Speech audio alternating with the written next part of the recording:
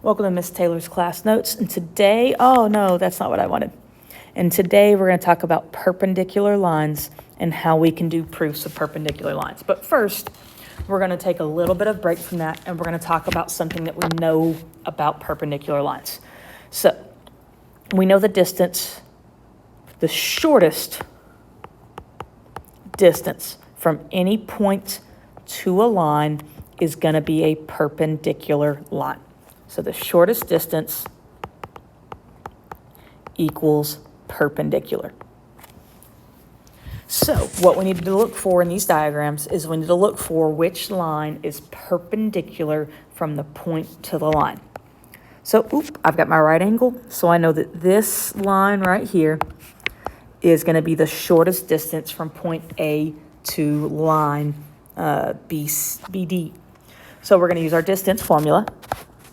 So square root of x2 minus x1 squared plus y2 minus y1 squared. So we've got, I always call x1 is going to be the one on the left. So that's x1, y1. And then I always call x2, y2 the one to the right. I typically read a graph left to right.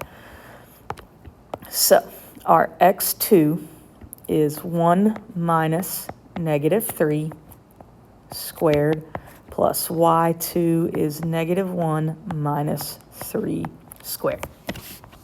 So let's real quick remember, two negatives become a positive, so 1 plus 3 is 4, and we're going to square it.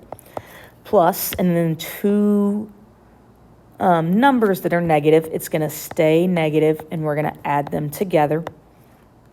And remember, when we square negative numbers, the negative goes away because a negative times a negative is a positive. So we're going to get 16 plus 16, which becomes the square root of 32. And then we need to simplify it. And just one real quick hint for you is if we have two of the same number there and those two numbers are perfect square, the square root of 16 is 4. And because we use 16 twice, the 2 goes in the square root. Or you can break it down into 16 and 2 and take the square root of 16, which is 4, and then we're left with the square root of 2. They both work, but this is just kind of a little bit of a shortcut that if you can see the pattern, it makes it a whole lot easier for us. All right, so again, the shortest distance is a perpendicular line. So we have our right angle there, which tells us that this is our perpendicular line. So we have x1, y1 because it's on the left, and then g is our x2, y2 because it's on the right. So distance equals the square root of x2 minus x1 squared plus y2 minus y1 squared. And so our x2 is 1 minus negative 4 squared plus y2 is 2 minus negative 3 squared, and then we have our square root. So again, two negatives become a positive, so 1 plus 4 is 5 squared, plus two negatives become a positive, so we still get 5 squared, square root, and so we get 25 plus 25, and then we get the square root of 50. I don't know why I wrote a 3, don't ask me. And then again, if we notice this pattern, if we've got 25 twice, the square root of 25 is 5, and we had it there twice, so there's 2 left over. All right, so now let's get into our perpendicular theorems. So linear pair is two angles that are adjacent, so that means they have the same vertex and they share the same side, and they add up to be 180. So this tells us if our linear pair angles are congruent. So if 1 is congruent to 2, they're adjacent, they're on a straight angle, then we automatically know that they equal 180. If they're congruent, when we divide 180 by 2, we get 90. So we automatically know that angle 1 is a 90-degree angle and angle 2 is a 90-degree angle, which makes G perpendicular to H. All right, these next two, there's a key difference. Our perpendicular transversal theorem says that if H is parallel to K and J is perpendicular to H, then we know because of our corresponding angles theorem that J is also perpendicular to K. These two only work if my two lines are parallel, because then we know our corresponding angles are correct. This next one is lines perpendicular to a transversal. So the lines are not parallel, but if M is perpendicular to P and N is perpendicular to P, then we know because of our corresponding converse of corresponding angles that both of these are going to be parallel. So let's look at this real quick. So we're trying to prove that BC or B is nope, that should be parallel. My notes are wrong. I think y'all's are correct. So if B is parallel to C, so we mark them as parallel, then we know that these right here are alternate exterior angles. And if they are alternate exterior angles, then we know that they are congruent.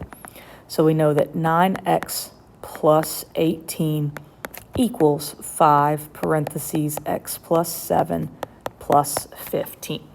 And we're trying to prove that A is perpendicular to B because we're trying to prove that that is a right angle. So what we need to do next is we need to solve our problem. So we need to distribute the 5, combine our like terms, and then solve for x. So I'm going to let you do this one on your own and check to see if you got the right answer with the completed class notes. All right, so here we're trying to figure out if any lines are parallel, and we're trying to explain why. So this is where it's helpful to have our theorems open and make sure we're looking at it. So we've got our linear pair perpendicular. I do not have a linear pair where angles are congruent. We have our perpendicular transversal theorem, which would work if these two are parallel, but we don't know that those two are parallel. And then we have our lines perpendicular to a transversal. So I know that P is perpendicular to S, but I don't know about Q. And because I don't have any information about Q, no lines are parallel, or at least we cannot prove that the lines are parallel. So here, I immediately notice that P is perpendicular to R and that Q is perpendicular to R. So if they're both perpendicular to R, then I know that P is parallel to Q because of our lines perpendicular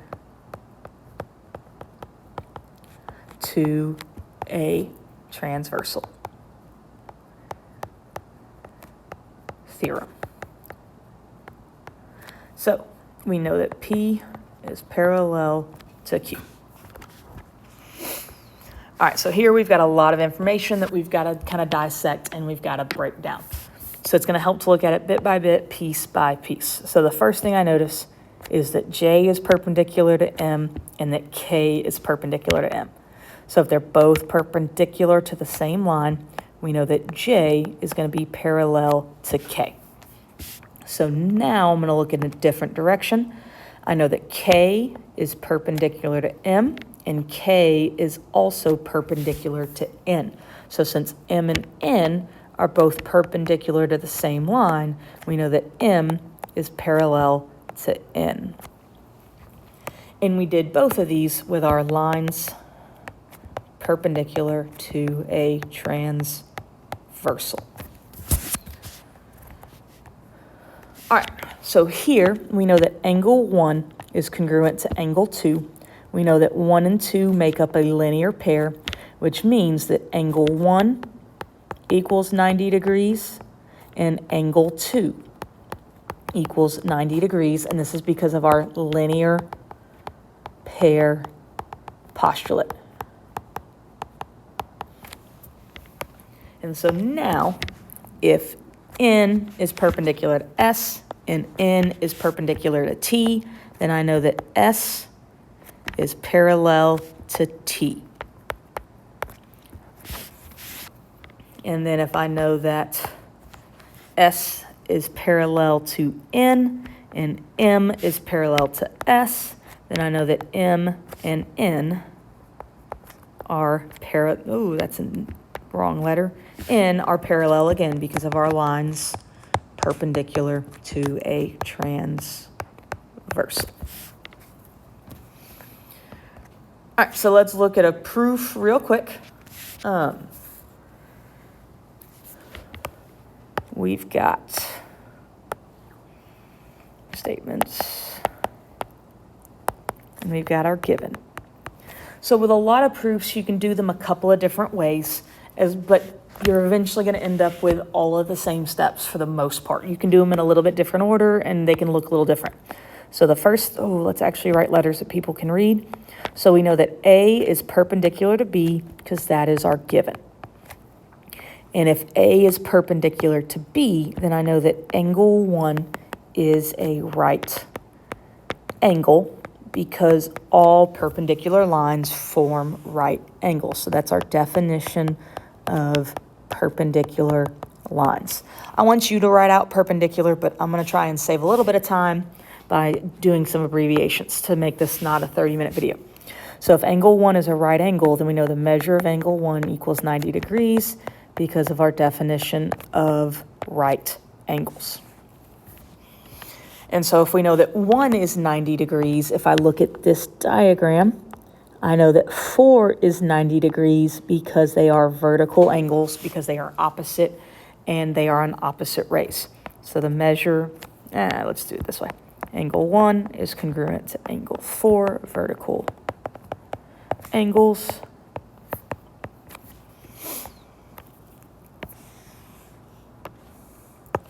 And so once we know that 1 is congruent to 4, we know that the measure of angle 4 equals 90 degrees because of substitution.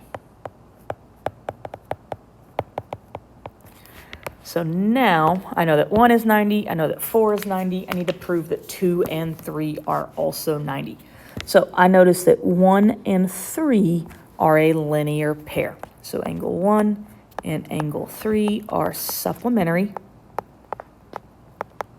Nope, I have to say linear pair first.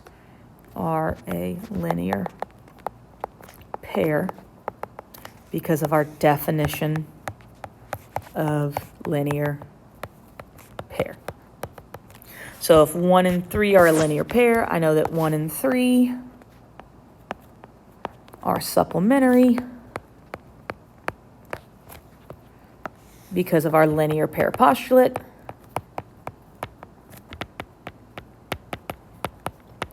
If 1 and 3 are supplementary, then I know the measure of angle 1 plus the measure of angle 3 equals not 90, 180 degrees.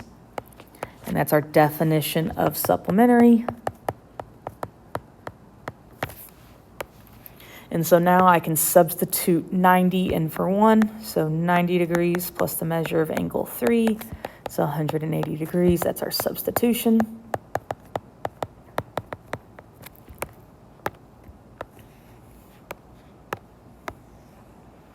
Then I can subtract 90 from both sides and get the measure of angle 3 equals 90 degrees, which is our subtraction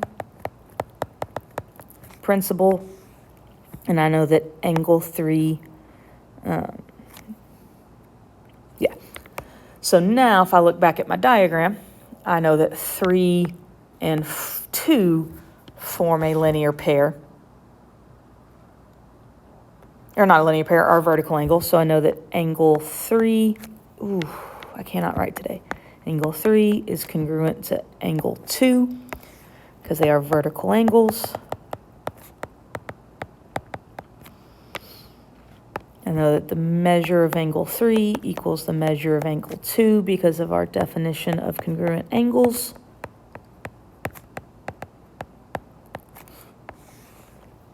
And if I know that the measure of angle 3 is 90, I can use substitution. 90 degrees equals the measure of angle 2.